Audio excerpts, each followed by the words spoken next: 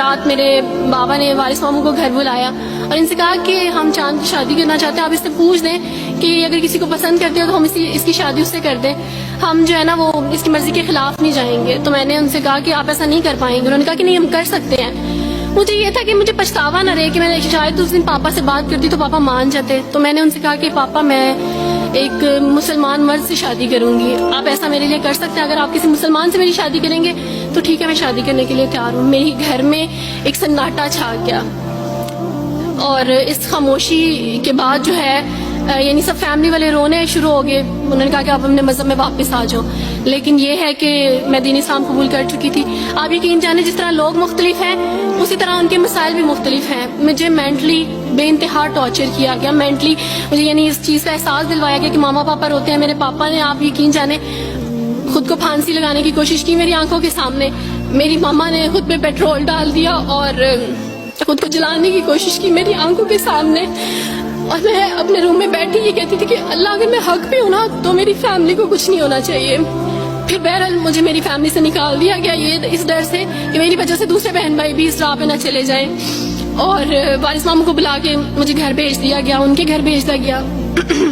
جب میں گھر سے آ رہی تھی تو وارث ماموں نے کہا کہ بیٹی اگر آپ کا کوئی سامان ہے تو آپ لے لیں. تو میں نے ان سے کہا کہ اس گھر سے صرف ایک ہی چیز میرے ساتھ جا رہی ہے اور وہ ہے میرا نام جو ماما پاپا نے مجھے دیا تھا. میں چاند رات میں پیدا ہوئی تھی اس لیے انہوں نے میرا نام چندہ رکھا تھا.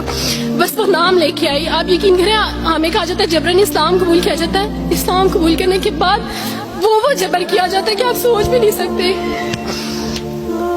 آپ کو اپنے ماں باپ سے ہی ملنے نہیں دیا جاتا, آپ کو اپنے ہی چھوٹے بہن بھائیوں کے پاس نہیں جانے دیا جاتا. میں ہاسپٹل میں تھی ڈیلیوری کے ٹائم. آپ یقین جانے میرے پاس کوئی بھی نہیں تھا جو مجھے بیڈ سے اٹھا کے بٹھا سکتا.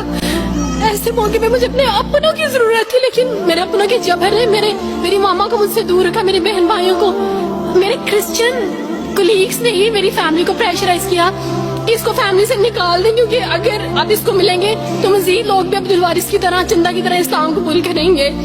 میں نا ہاسپٹل میں لوگوں سے کہتی تھی کہ میرا بیبی رو رہا ہے, کوئی مجھے بیبی پکڑا سکتا ہے. آئیڈیا ہی نہیں تھا ہاسپٹل میں کیا کیا لے کے جاتے ہیں. میرے پاس ایک ایسا دوپٹہ نہیں تھا جو میں چینج کر سکتی. ایسے موقعوں پہ آپ یقین جانے آزمائش اور جبر اسلام قبول کرنے کے بعد ملتا ہے. مجھے آپ سب سے توقع ہے, آپ سب اسلامک اداروں سے توقع ہے کہ اب آپ ہمارے لیے اسٹیپ لیں. ہمارے اپنوں نے تو ہمیں چھوڑ دیا, انہوں نے جو ہمارے ساتھ جبر کیا اس جبر کے بدلے آپ ہمارے ساتھ نیکی کریں. اب آپ کیا اسٹیپ لیتے ہیں نیو مسلمس کے لیے جن پر یہ الزام لگایا جاتا ہے کہ ان پہ جبر کیا جا رہا ہے؟ ہم پہ جبر نہیں, ہم پہ جبر اسلام قبول کروانے والوں نے نہیں کیا, بلکہ جن کے گھروں سے ہم آئے تھے اسلام قبول کرنے کے بعد جبر تو ان کی طرف سے تھا. ابھی کٹے بیٹھ کے روئی تھی.